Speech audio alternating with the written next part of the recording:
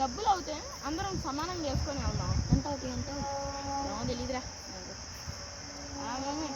వస్తానా.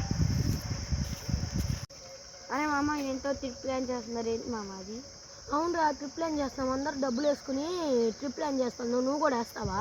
నా దగ్గర డబ్బులు లేవు మామ. డబ్బులు లేనప్పుడు ఎందుకు రా ఫ్రెండ్షిప్ చేస్తుంది?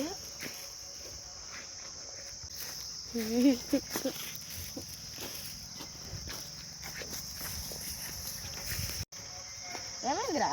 వాడు తిట్టాడు మామ. వాడా? అరే మామ వాడే మామ నన్ను తిట్టింది.